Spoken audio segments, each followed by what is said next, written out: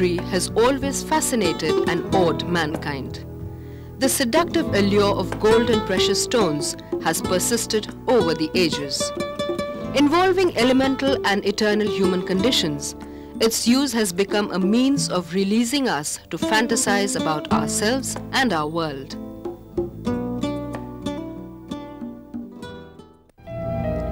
India has an unbroken heritage of jewelry design that spans 5,000 years.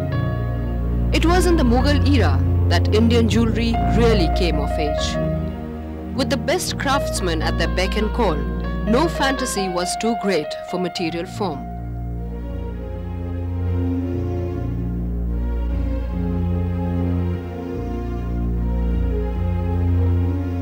Indian traditional jewelry have all been handmade with elemental tools. Jewelry designing was a skill that was passed from father to son or learned as an apprentice to a master craftsman. Today, professional designers learn the craft at training schools and bring with them new concepts and ideas. Earlier when goldsmiths were doing it, it was just a wedding or an occasional jewelry. If you go to the traditional jewelry of India, it's really the wedding, you know. That's where it gets stacked and gets passed on. But now, with these jewelry designing, you know, like it's also like we have other inspirations like Italian and European and American, you know. So therefore the concept of the, you know, Indian jewelry with Western wear doesn't really go. So to mix the two and to form something which is for the trend of today, you know. Designing and creating a jewel is the process of turning the intangible into reality. Mental imagery governs the manner in which materials are used and arranged to create an integrated object.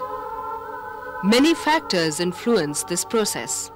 You can never put anything down on paper unless it starts on your mind, and then you know, it's the entire story that starts. For instance, if any piece, any jewelry form which is being conceived from an idea, there are other factors responsible for it. For instance, who is the person who's I'm going to, you know, design for?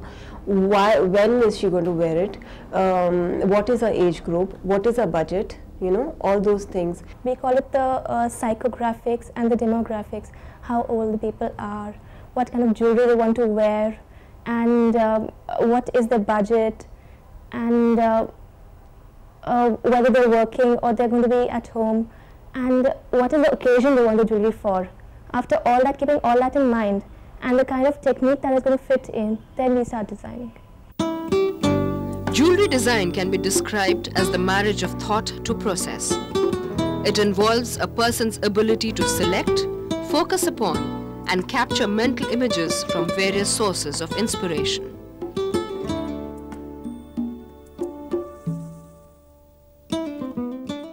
A lot of things which inspire a person, you know, it is moods, you know, what kind of mood you are in. What is your, you know, what are your constraints? Because even if you have your constraints, you know, your inspiration also has to come in from that. And we do work a lot on pictures. When we're doing a design project, we take a lot of inspirations on pictures. We form mood boards, like we stick them together, and you know, this is how we do. The entire story is in the picture. As to what I was talking about, the emotion of the jewelry piece. This is like a newborn baby and the father holding the child. And there's so much of, you know, emotion in this picture itself. I think that's what brought out the same in the piece, you know.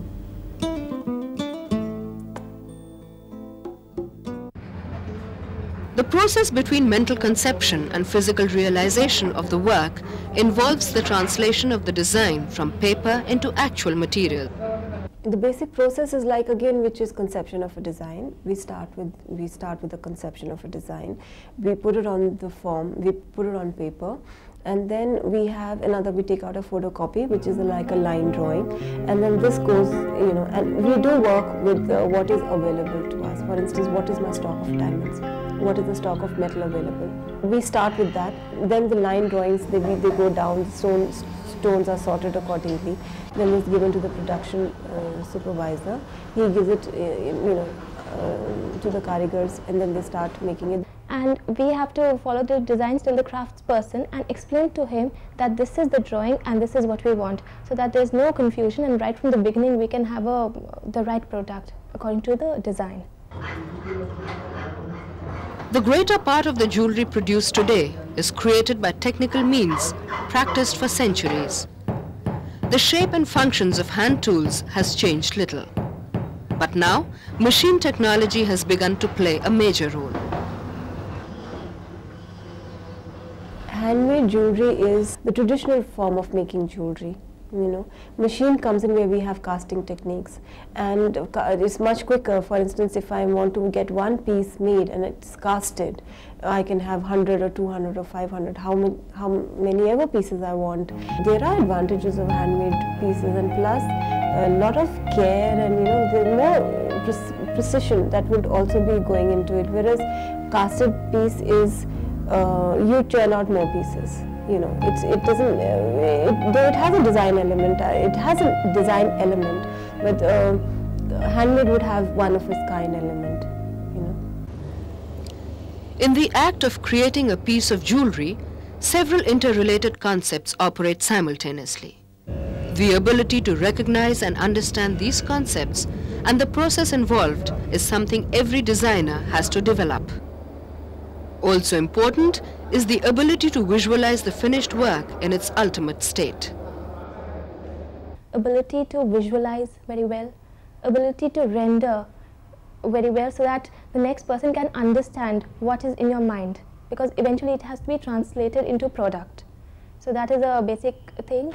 Second is a problem solving ability, because in jewelry there are a lot of problems that you encounter, and how you try to incorporate that to make the piece even better is what is required in jewelry designer. Also, we have to work under deadlines at times, and being creative under deadlines is, you need to have that in you. Jewellery plays a greater role today than it ever did in the past. No more is its use only the privilege of the wealthy.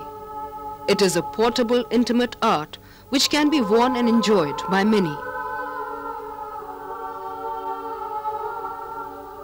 The use of jewellery in some form or the other will persist as long as the human race survives. Jewelry definitely has a wider appeal because everyone wants to adorn themselves.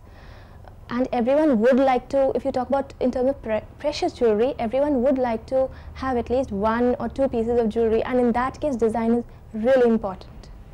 Anyone who has the talent for it, the aptitude for it, the dedication for it, and would like to succeed in the field will definitely be able to learn the craft.